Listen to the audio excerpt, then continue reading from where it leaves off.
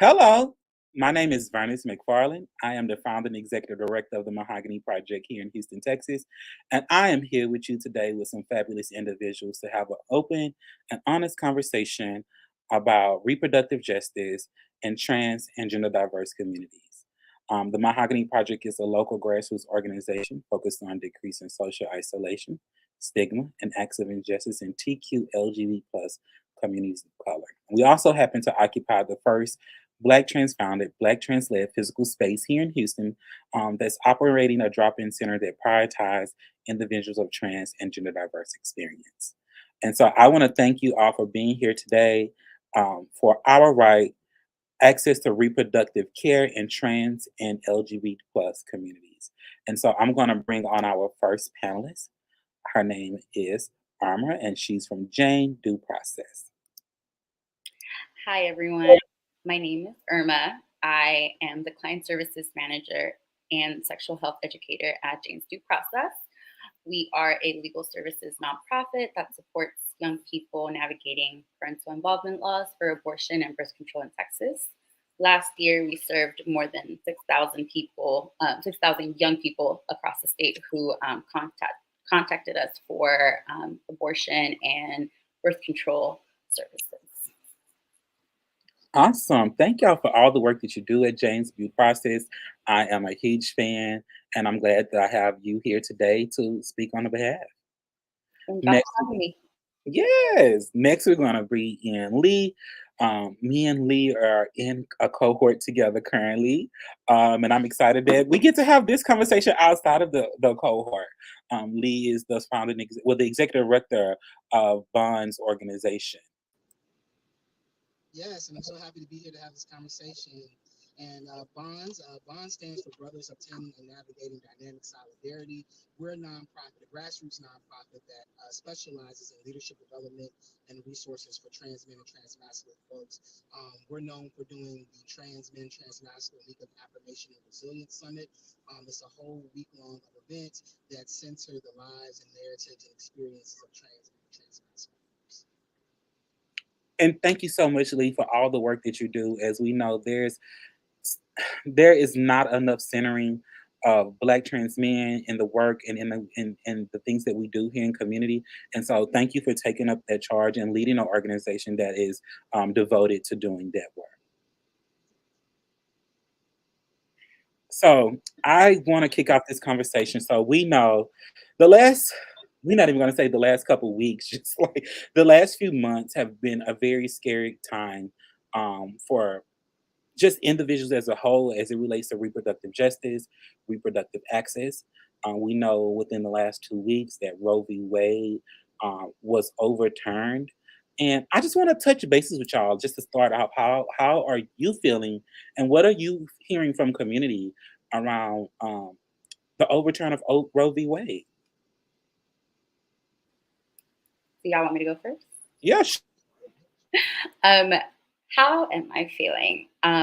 It's a lot. There's a lot of mixed emotions, mainly because I've been doing this work for a while, and I don't know about y'all, but when you kind of do this type of work for a while and you're constantly fighting um, all of these restrictions and legislative measures to restrict our autonomy, things can get kind of numbing inside. Where it also comes to a point where it's like I expected this, I knew this was going to happen. Where it's like I'm not even sad anymore. I just this was going to happen. So when the news were broken to us, I was definitely very much in that numbing space of like, well, thought that, yeah, we knew that was going to happen, but also I am very proud of the Texas Coalition members. All of our organizations in Texas, I believe y'all included, are just some resilient organizations that doesn't matter how many times the government tries to hit us with one thing, we're like, okay, well, we're going to hit y'all with another thing too. Like we never stop. So I know that we are going to keep fighting all of these things. It is tiring, and we shouldn't have to be in this position where we're constantly fighting for our right to survive and live and thrive. Um, However, whenever these types of situations happen, we do prepare for them, which I'm sure a lot of people have prepared for. Um, and that's what gives me hope that because we prepared for this, we know what to do next. We are going to, like keep fighting and moving forward. And it doesn't matter what the government says, we never rely on them anyway. We are going to still get people the care they need. I think on my side, what I was hearing from the community, also what I was feeling for myself, I mean, like, we knew we was probably going in that direction. Can you hear me now? Yeah. So we like it was a lot of fear. Is I think what I was feeling, a lot of people were feeling, especially around trying to get trans masculine folks into services in in a health field where there's already a stigma and conversations about abortion and reproductive rights are already hard to have. And I think the one thing, so I live in Virginia, and Bonds is one of our headquarters in Virginia.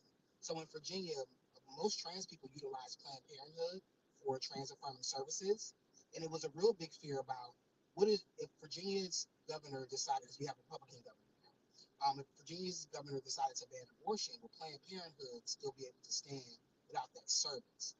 And it's not just trans people that utilize Planned Parenthood for primary care and trans services, but many people who identify as poor and low income use Planned Parenthood too for primary care. So Planned Parenthood has done a real good job. I feel like letting folks know like what their options are, how they're going to be able to survive if abortion isn't a part of the services that they render. And then also too, just I've appreciated the activists out here that have taken it to the streets, that are pressing down on state legislators to let them know, because Virginia is a split state. Like Northern Virginia is pretty much however DC goes, and Southern Virginia tends to be a little bit more conservative depending on the province that you're in. So it's going to be interesting to see how things go here, especially when it's being said that our current governor is being groomed to be the next Republican candidate for the next election, presidential election. So all that, how it plays out, is going to be real interesting how politics hits here in Virginia. So I'm in Texas and I'm in a in a Bible Belt state. I'm in a Republican state.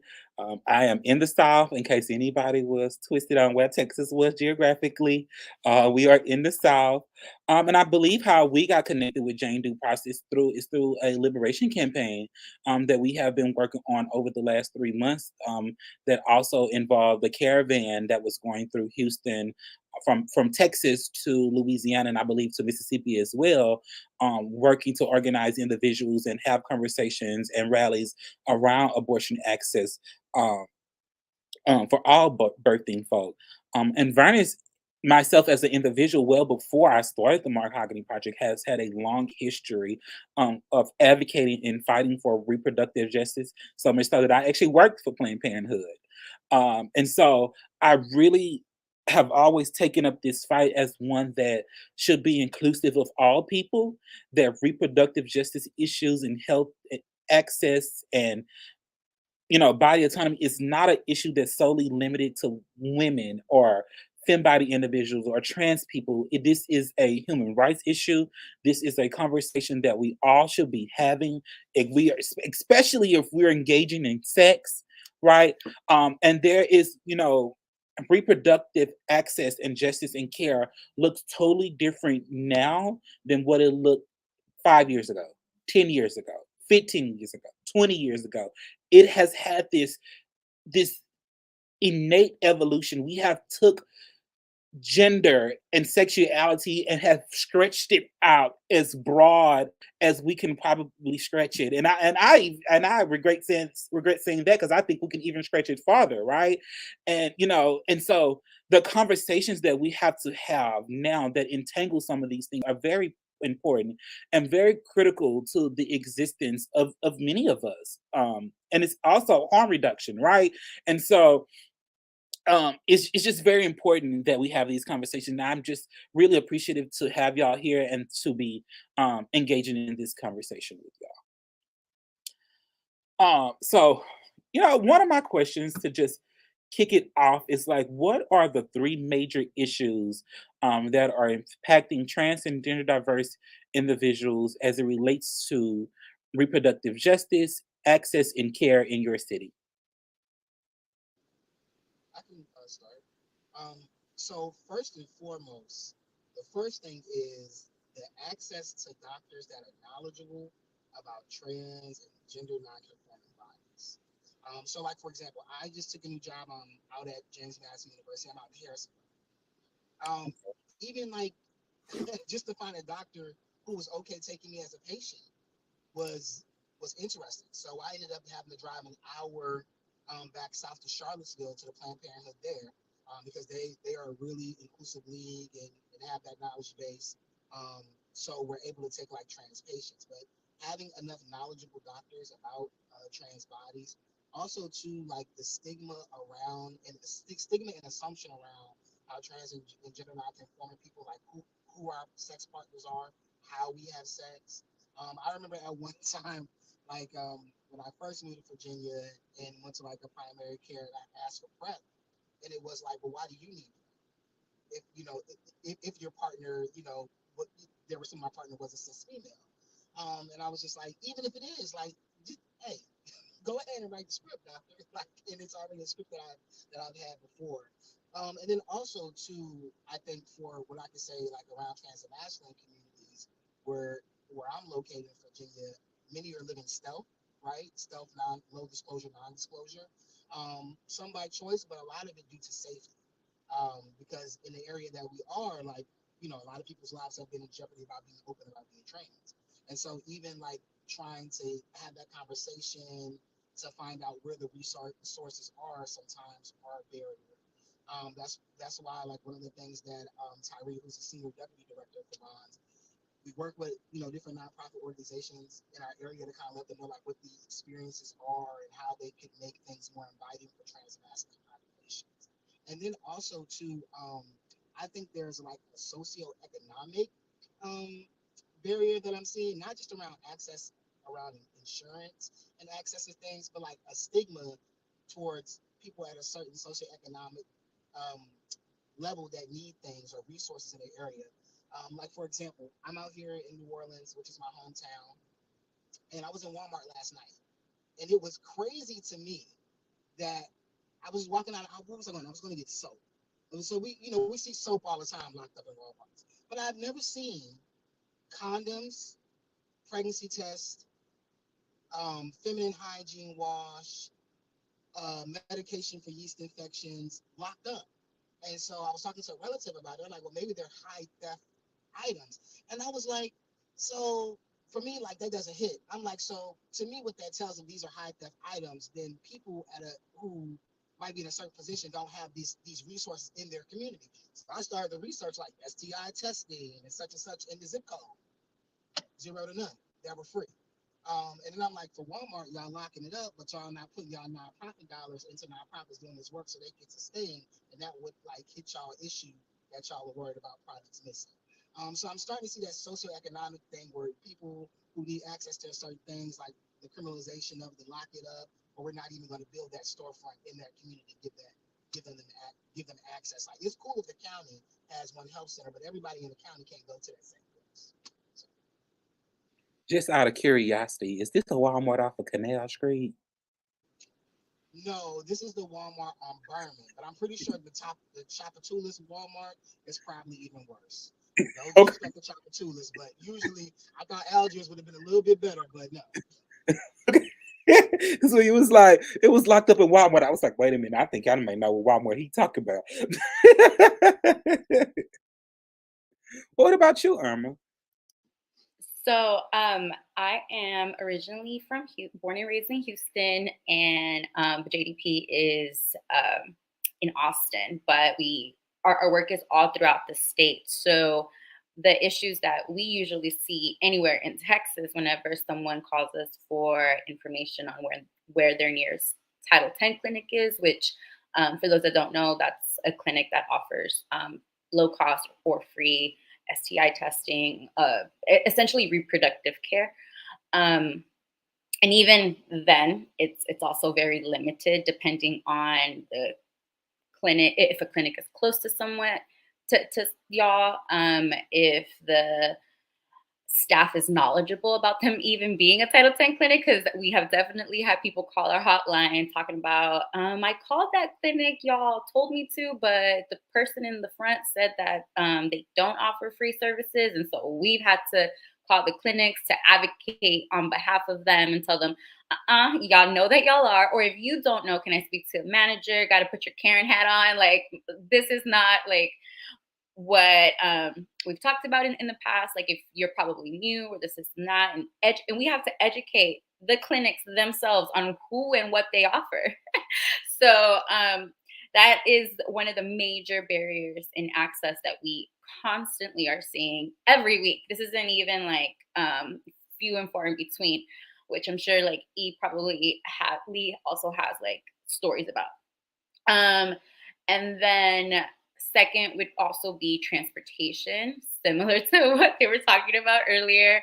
Texas is a huge state, so Title 10 clinics and Planned Parenthoods are far few in between. People do have to travel long distances in order to get this care. There are nonprofits who offer this care as well, but traveling in general is the second issue that we usually see. So we have had to recruit volunteers who offer driving services to pick up someone to take them to their birth control appointment or their STI testing appointment, their PrEP appointment, anything in between. If you live in Texas or in the South, the public transportation system, if you probably already know, sucks. So it's not like you can get on the bus or a train or anything just to make it to your doctor's appointment. And then messaging is another part of the issues that we've seen. I think that would be more in the broader sense of from everything that started happening with Roe v. Wade these last few weeks, where people were constantly talking about it as a women's issue, which we'll talk about later. But usually, because of that, whenever we have had clients who don't identify as women, we've had to educate them on how to talk to people at the clinics again about the services they need. And then we also have to educate the clinics on like, this is what they mean when they are talking to you about this and whatnot. So it's a lot of advocacy on behalf of our part, which we're more than happy to do, but it just lets you know that even the clinics themselves, doctors themselves, nurses themselves, people at the front don't have this education, don't have this information. And so that's where we come in to create that that advocacy for our own communities until this messaging of inclusiveness is seen more broadly. Thank you. So, I'm in Houston. I'm in Houston. And a lot of the issues that we're seeing, particularly, I would say the Mahogany Project does a lot of work with Black men, Latinx people, or Black and Brown people. And I would just say a lot of it that we are experiencing is just um, places that, like Lee said, that know how to treat Black and Brown people. Another one would be, like you said, in a broader sense, messaging. Because the messaging is so narrow, right? It leaves a lot of, and this is going to go into the next one, which is safety. It leaves a lot of gray areas where, am I going to be safe if I go to this place, or is it going to be people standing out in the front looking for me and like try like it creates a safety barrier. And so the third thing is safety. Like, is the place that I'm going to go, is it going to be safe? Are people outside going to be there to harm me? It becomes a safety issue, right? And then as far as like, will they know how to properly take care of me? As we know, Black people have experienced a lot of medical mistrust for years, which creates a huge barrier. And it doesn't matter if the person is trans or gender diverse or cis hetero. There is just a lot of medical mistrust in Black communities as a whole, which sometimes make it hard to tap into to health resources. And those are things that as Black people, and I know here in our community and people that I'm in community with, that we're trying to, break that down. How can we support you? Do you need a health advocate to go to the doctor with you, so that you feel more comfortable, or you feel like you're able to get the support or the care that you need? And so those are what the issues are looking like, for us. And also to add in that the fact that when we're talking about treating Black and brown people, having the conversations with them about freezing your specimens, because there's a lot that people don't talk about people to people because they feel that they can't afford it, and because you look like you're somebody who can't afford this, then we're not going to have this conversation with you about your whole complete health access, and that's a disservice. So this leads me into one of the next question. What role, if any, do you think local politicians or politicians as a whole should play in act in your role to accessing healthcare or reproductive care? Um, I feel like we're going to be repeating the same things. Because it all just overlaps and intersects, right? It is one of those situations where we've constantly we constantly have to repeat ourselves until someone hears us. Um, I don't know if y'all recently saw the situation that happened. I think was it Macy Gray, the politician who was talking about like it's a women's issue and also talking down on trans women and all of that. Um, that in and of itself was like a perfect example of how messaging, what we literally just talked about, is part of the conversation that kind of creates a catalyst for change. Until we are able to um, I think in society in general, until society in general gets with the program that trans women are going to require services that are just as important as any other person, and that whenever we're talking about reproductive health, we're talking about all people. It's not that hard to literally say all people. It's not hard to say this is a people's health issue. It's it doesn't take away from anyone's cisness. It doesn't like do anything. It doesn't harm you. You're not, no one is taking anything away from your paycheck. Um, it's literally like one of those issues that I can't fathom in my head as to why people don't understand. But that is a perfect example of how messaging is important and how we have to understand that without inclusiveness, we're not going to get anywhere. And that also it's also important to understand that because these things intersect, LGBTQ issues have been hit on in politics these like forever, but just as much these last few issues. It hasn't been just reproductive rights. It's been LGBTQ issues in general, but people don't notice those things because they're only focused on reproductive rights and because they're only thinking that this is a women's issue, not understanding that this affects everyone. And if they came for LGBTQ rights, they're going to come for abortion rights. And if they come for abortion rights, they're coming for queer rights. It's all intersected. And so until we're able to have these conversations of these intersections, we're not going to get anywhere. And I think Lee can add a lot more to this too. So I know for me, one of the things that I am really tired of seeing from politicians, especially in states that are more liberal, when they put together, I guess you call it like their sounding board committee from the state level where they appoint people to be a part of like the LGBTQ coalition, have an input on legislation. They pick the same white cis rich gay people who they already have trust funds and froze sperm and eggs and did all the things and going through the third round of IVF. Like, no, I need you to pick some representations of the community. Also, on the trans aspect, and I'm not saying this as no shade, no slight to older trans ancestors because I appreciate the fight that folks have put into things, but also too like it can't always be the same three trans representatives representing all the trans voices. So to diversify things, and then also too, while we're politicians put money in the enterprise zones and things like that, I would look and and no knock against HRC because they do good work in some areas. But I would like to see money go to other places other than HRC. I mean, I think about for example, Atlanta. Atlanta is, I mean, what you call it? Everybody call it the gay lancer. Like Atlanta been so LGBTQ for as long as I can remember. But when I lived there for a hot second as a trans person, I was like, where am I gonna go for care, right?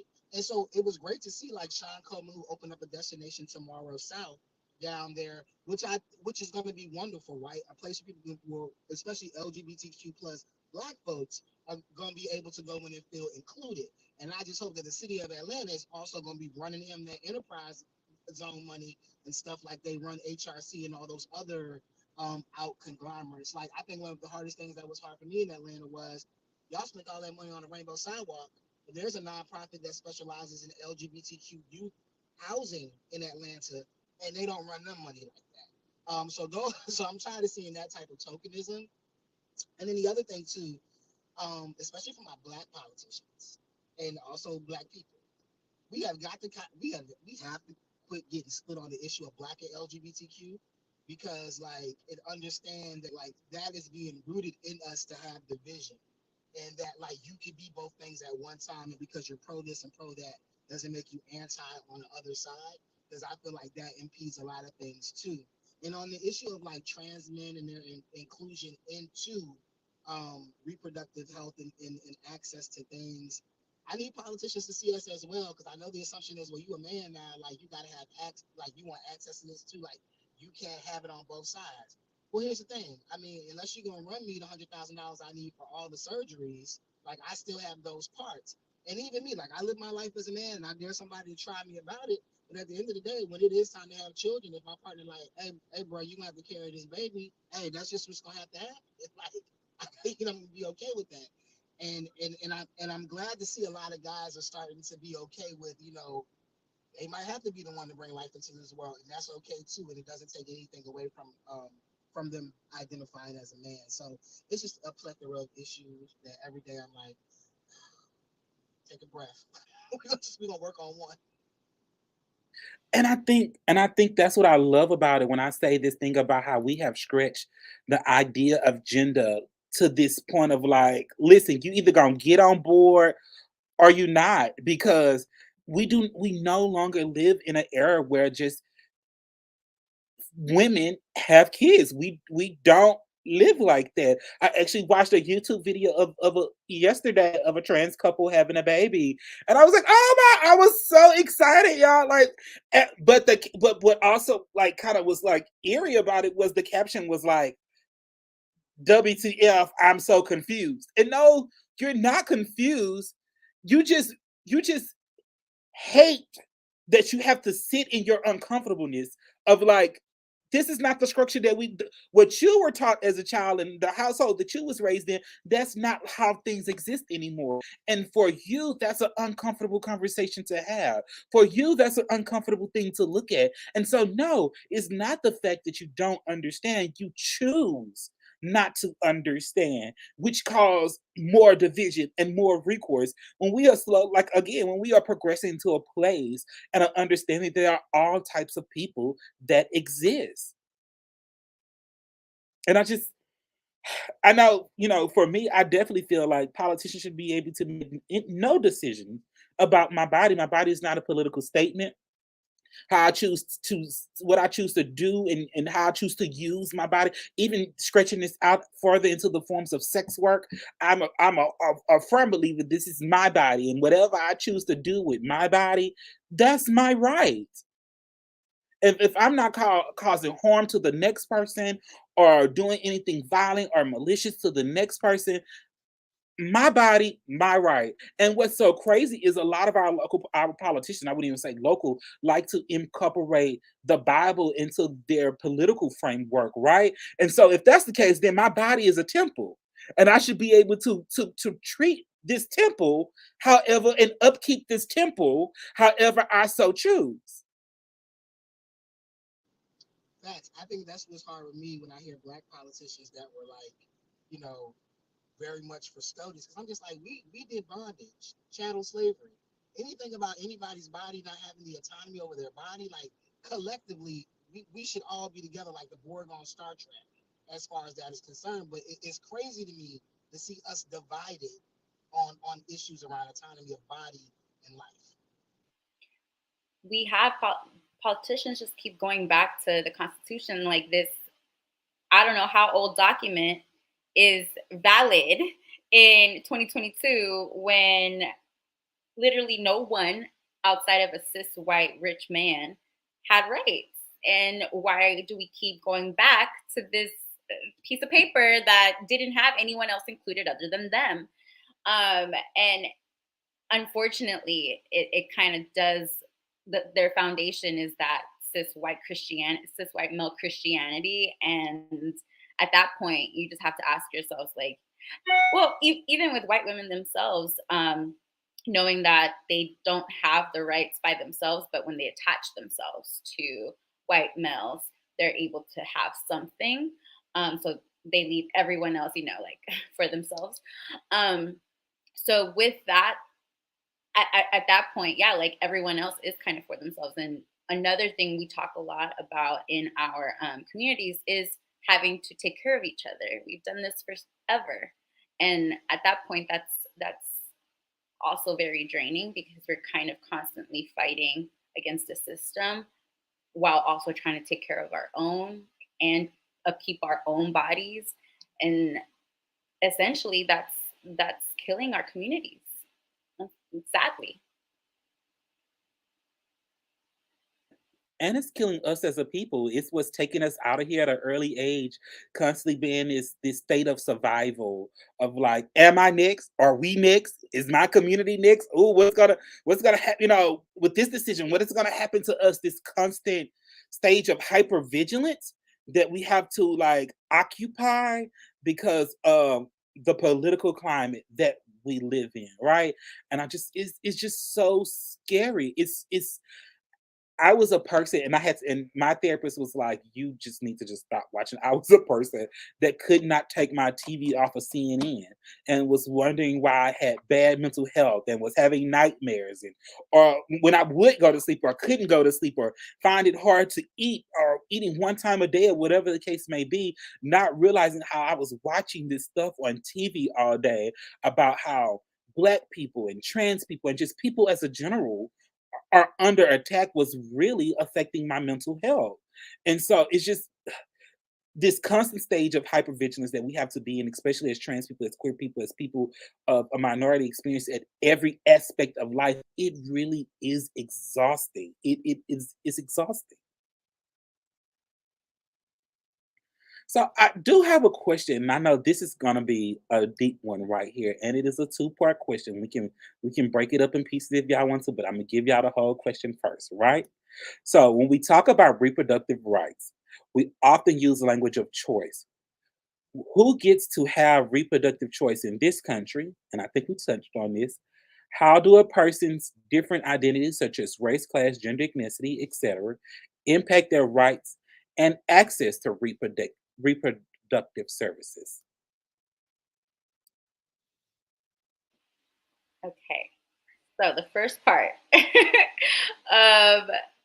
it was who gets to have choice, right? To summarize. Um, well, yeah, we talked about this already. Unfortunately, it is going to be the people with the most privilege in this country, and that tends to be people of wealth, people who are white, people who have access geographically to these things. Um, so, unfortunately, it you can see disparities all across the country, but unfortunately, most of it is in the South for many reasons: gerrymandering, disenfranchisement, regressive policies. It's this way for a reason. Um, so I'm also speaking from my lens of working in Texas. So, like, I can't speak for Louisiana or anything like that, but specifically in Texas, where, like, what I was talking about earlier, where you live, your zip code is unfortunately a big indicator if you're going to be able to access these services or not. Of course, race and your gender identity and all of that play a huge role in it as well, if not almost all of it. And those and logistical barriers are usually things that impact who gets to have quote unquote choice to access reproductive health care, even sexual health care um, in this country.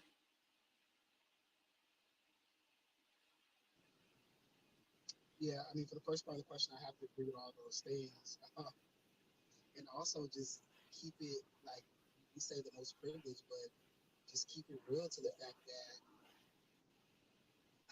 is also rich, but that race plays heavily. And as you were talking, I was also thinking like outside, like thinking about how many wealthy black women have not made it through having a baby. I think about the when I had it, and I feel you on watching CNN when I had to stop watching those hearings, and the black man who his wife was, she was like a triathlete, and they were both like upper middle class, and the doctor just told him like we don't have the time for her. So just thinking about how even black wealth sometimes the blackness is still going to be a barrier to access to healthcare. And I think we really have to call those things out because as folks want to be allies and accomplices, um, really use their privilege to dismantle systems of oppression so that we all have access and remove those barriers. Yeah, I'm with you. I'm with both of y'all. Actually, I think, and I mean, we know this to be true. The most people who have access to, to healthcare just as a whole is white men. Mm-hmm.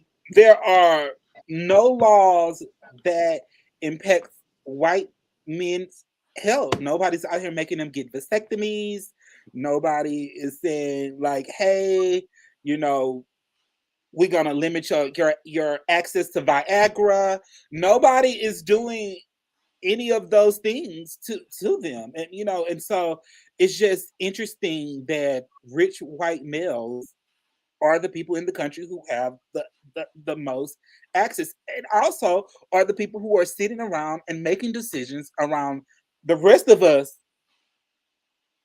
Well, this is you can have this right, and you can have this right, and we don't like this, so y'all can have. They are the people who are making these decisions because they have wealth, they have access into the spaces in which they're able to sit in and occupy to make these decisions, and so yeah. And to add to what Lee was saying, it doesn't matter how much medical literacy you have. It doesn't matter how much you're able to advocate for yourself and speak up and have such a strong personality to be able to tell someone like that's not what I asked for. Blah blah blah blah. How you are racialized in this world is going to determine how you're treated. So it doesn't matter if you are the richest and most intelligent person, black or brown person in this country. Unfortunately, like black maternal mortality is the highest. So yes, you still have a chance of dying in birth.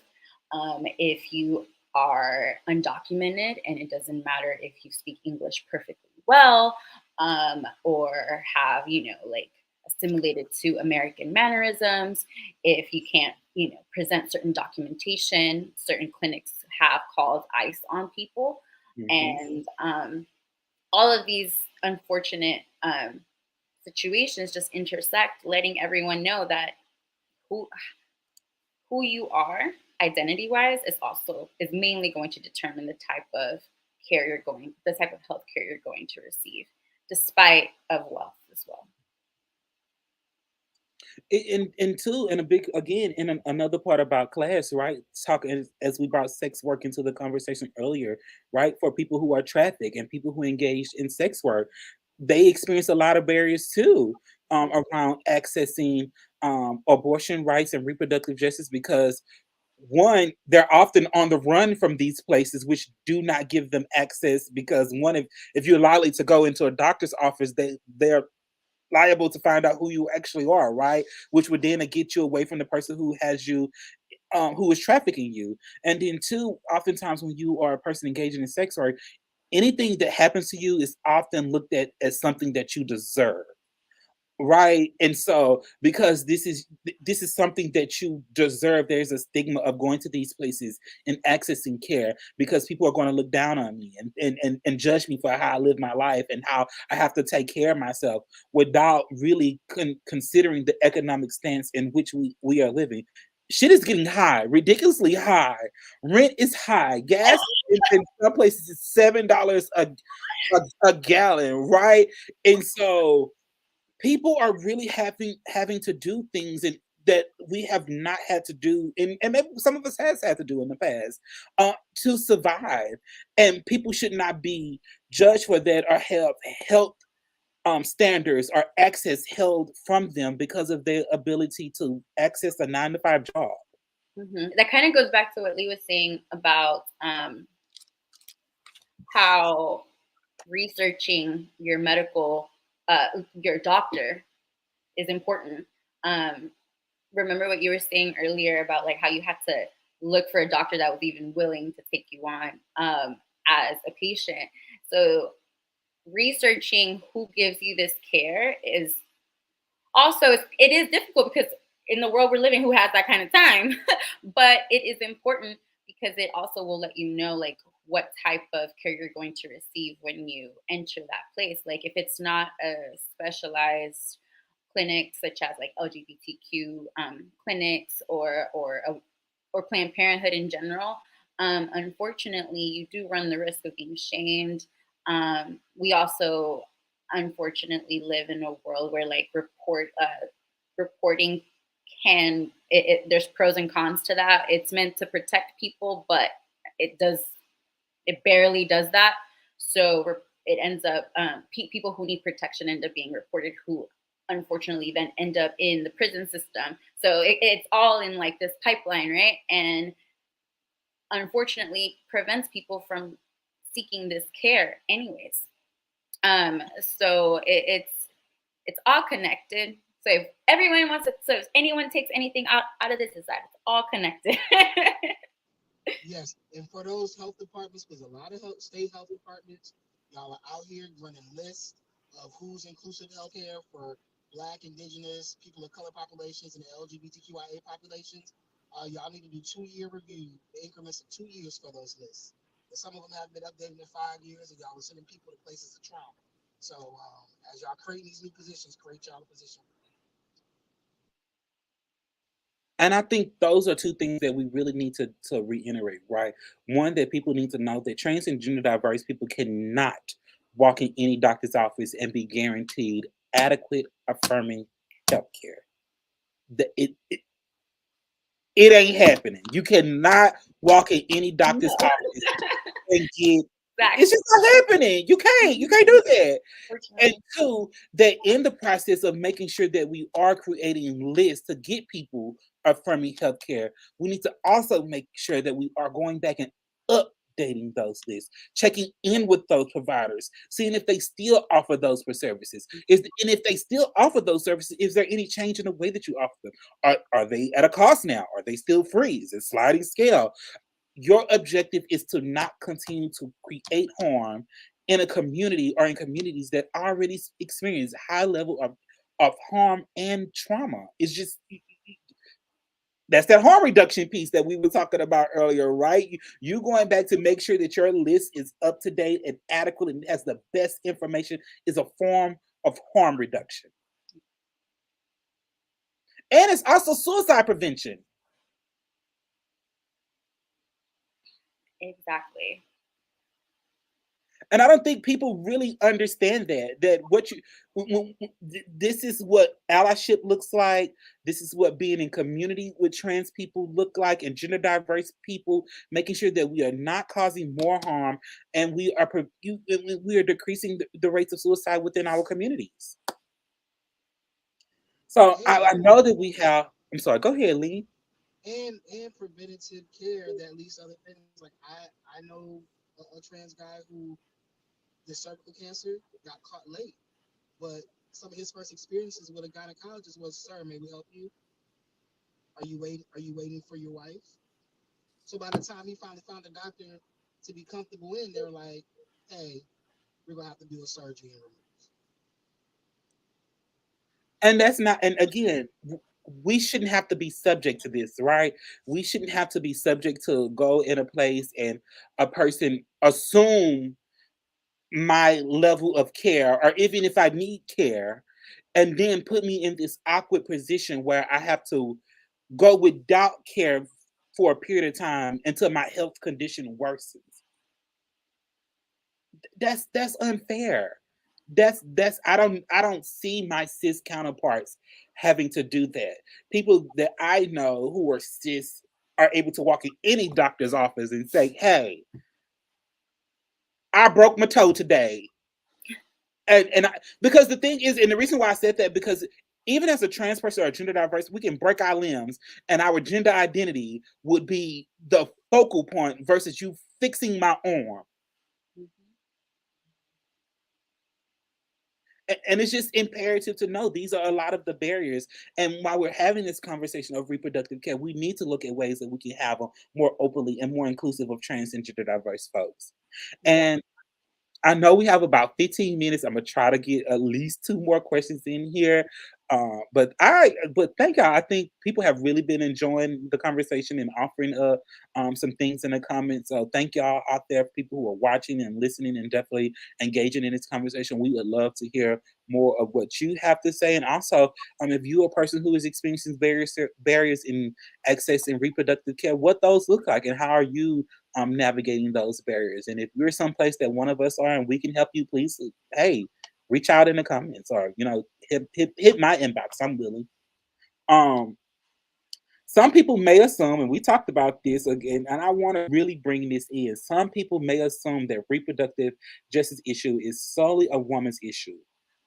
How do you feel that we can center more men and non-binary people in conversations of reproductive justice, and how do you think that um, all genders of people benefit from reproductive justice care and access? Um, First, the way that, at least at Jane's due process, we try to be as inclusive as possible and affirm people of all identities. We are constantly making sure that all of our intake forms, our systems have inclusive language. Um, when it comes to data collection, we have options for pronouns, preferred names, all of that. The clinical services that we offer are also inclusive of making sure that folks who are queer can have information on PEP and PrEP, or anything along those lines. Um, Staff knowledge of these policies, like what we were talking about earlier. Like, you can have all of these policies and all of these things, but if the people on the ground don't know about them, they're going to be the first people that patients, clients talk to. That's going to be their first impression. And if they're not able to affirm them from that first phone call, well, then yeah, you're unfortunately causing more harm than good. And definitely having a inclusive referral list. If we are not able to answer a question, or we don't have the information on who is supposed to, offer this or offer that, like, we have these partnerships with more queer focused organizations who are able to direct people in the direction they need. Um, so essentially, like, that would be how, at least at JDP, we try to affirm people of all identities. And also too, I think outside of those pieces, like making sure if you're providing a service, making sure that customer service piece is good too. I give a super shout out to Planned Parenthood of Charlottesville, because I really kind of went out there just to kind of see, because I have to send students out there for access to healthcare, um, LGBTQ inclusive healthcare things. And so from the time you walk into there, the person that talks to you at the desk, they use all inclusive language. I mean, I went there that day. I went and had my pap smear, and it was an empowering experience, and I had never experienced that in my 36 years of being alive until then.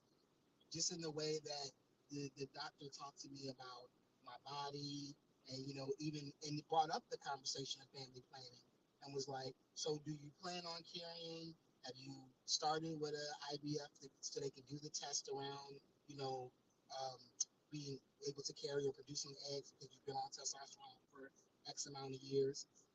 Outside of those things and the things that I'm gonna mention, I also think it's important around data collection because like studies are done around how bodies that have a uterus like interact with things, but like how many transmasculine, how many non-binary folks are included in those conversations because like on the sexual health side, non-existent, right?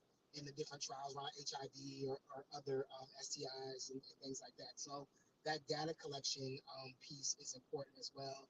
And then I just think at like a higher level, also too, when we think about like who those funders are that put their monies, like the foundations, that put their money into certain things around reproductive health and fund different programs, like that they're starting to diversify who they are.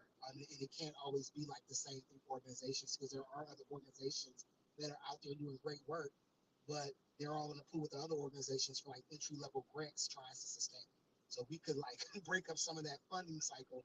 I also think too that would have a positive impact on reproductive health. I think for me, I think one of the things that we can do is that I would like to see that would be more helpful is more inclusive language. I would like to see more commercials, media that really brings on the idea that birthing, there's all types of bodies that can give birth. Um, and I think that would kind of like really switch that narrative from it's only like a women's issue. Because even watching CNN the day that Roe v. Wade was overturned, it was pissing me off because everybody was coming on was like, it's a women's rights issue. What about the women? It was giving very much so the lady from The Simpsons who was like, please think of the children. And it's like, but there's so many other people that you're not even considering that this is gonna impact. And I really wish there was more media, more advertising, more campaigns that really publicize that this is that birthing looks different now. That there's our bodies able to carry and give life. I also think that you mentioned something very importantly in your last statement, which is data lumping. How and I would say that for here, I don't. Well, I wouldn't say that you so much mentioned data lump, but bringing up the fact about how data is collected, right? And I think a big part of that here in the South is data lumping. How women of trans experience are still lumped in with men, and then trans masculine individuals are still lumped in with women. And so, how are we actually getting data to support these totally different communities if we're limiting people to, to their parts? Well, y'all have some of the same parts, so y'all go in the same category. Y'all have some of the same parts, so y'all go in. That doesn't build equity, and it doesn't build reproductive justice, access and resources for everybody. It literally builds them for men and women.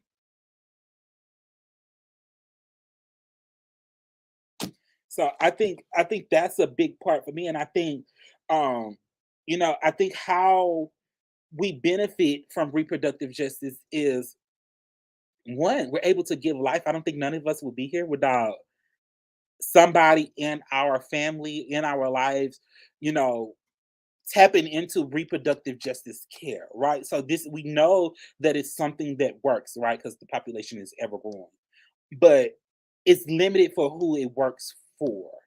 And so I definitely think I want to change that, but we all benefited from it in some way, right? And that's why I love to call it a human rights issue because birthing affects all of us. If you are a cis heterosexual man and you marry a cis heterosexual woman, and 3 months down the road you find out that she is not able to give birth, that's a reproductive, or you guys collectively aren't able to have a child for whatever that reason is, right?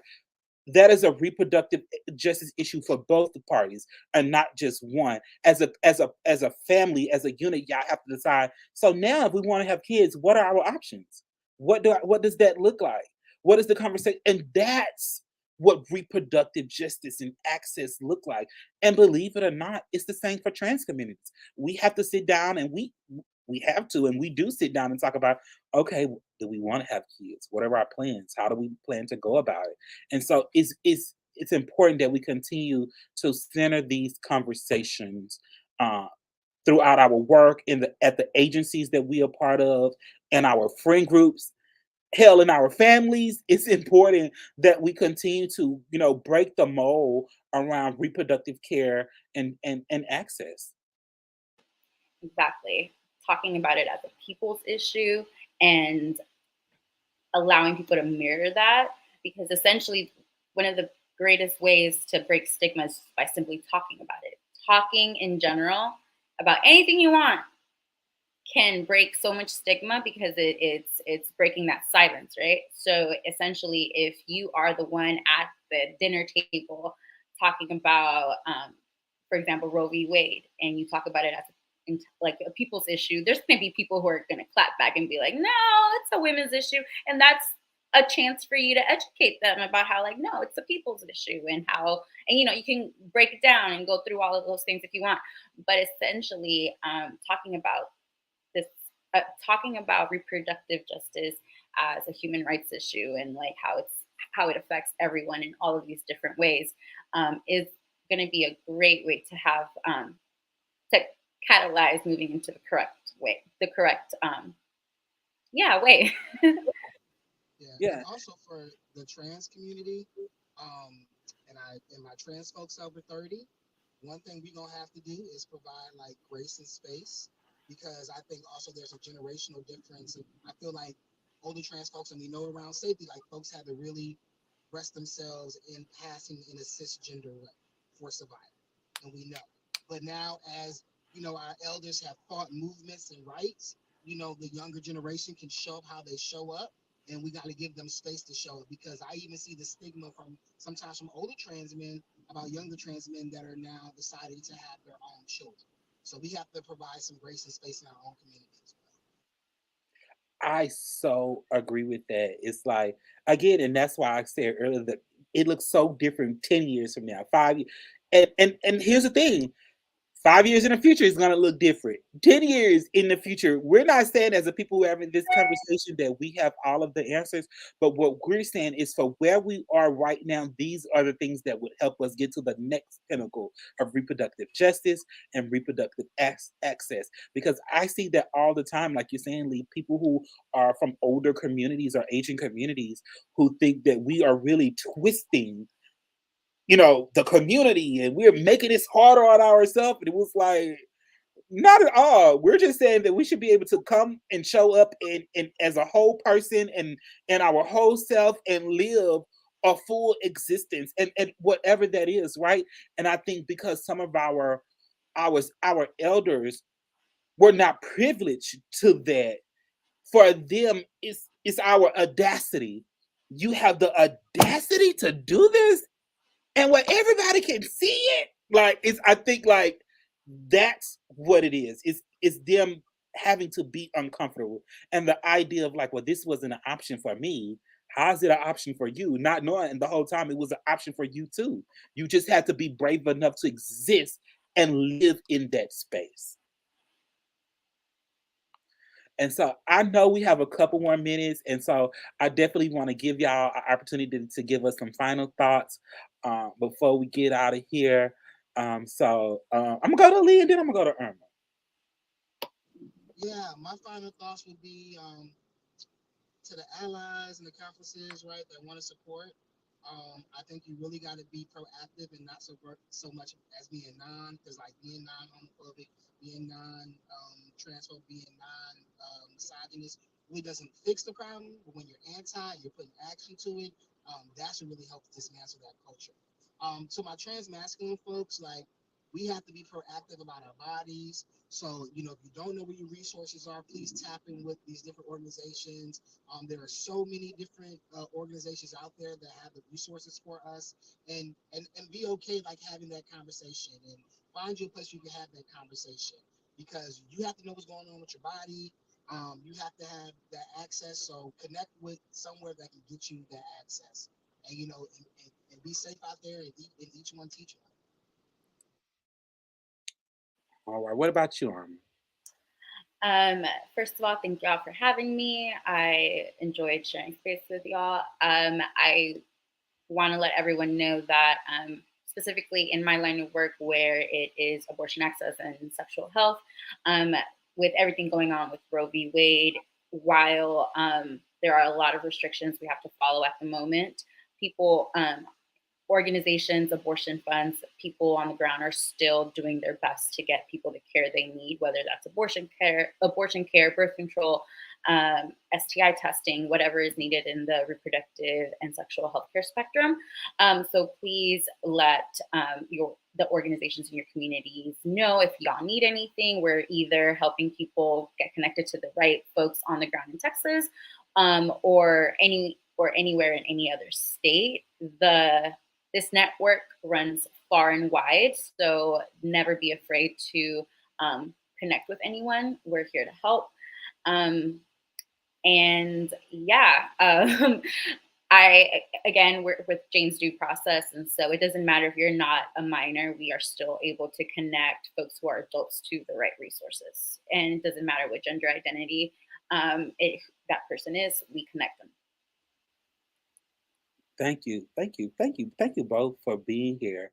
Um, my final thoughts are just simple. If you are a person who are experiencing um, lack of reproductive access or care, feel free to reach out. And if you're someone who is taking up this fight and you are finding it hard to keep continue to go on, know that you are not alone. There are many of us out here fighting together and collectively across states and across the nation to make sure that we are able to get and provide adequate health care to all individuals, regardless of class, sex, gender identity, race, whatever. We want to make sure that abortion and reproductive access is a fundamental right for all human beings, right? And so you are not in this fight alone. We are in it together, and know that we are resilient people who have always existed and took up the brave fights for others. And so, thank you for all the work that you are doing and continue to do. And we are excited to be in community with you knowingly and unknowingly, right? Just to know that there are people who are willing to take up a fight when no one else is. And so, thank you for doing the hard work of many as a few. And so, and to Lee and Arm as well. Both of y'all, thank y'all for taking up the hard fight. We need more people of color in these fights. We need more people of color having these difficult conversations around reproductive justice in all spaces and places, right?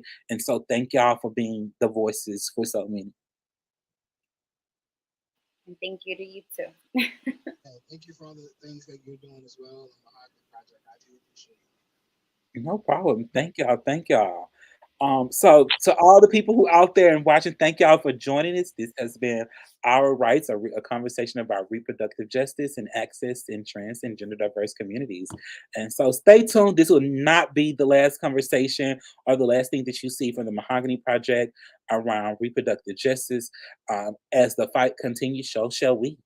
So stay tuned and see how you can be a part and you can join the work here that we're doing at the Mahogany Project around reproductive justice access. So good day, everybody. Y'all stay safe out there in Facebook and YouTube land. Enjoy your weekend. Have a great day. And thank our guests once again for joining us. Thank Bye you as bye. well. Have a good weekend. Bye.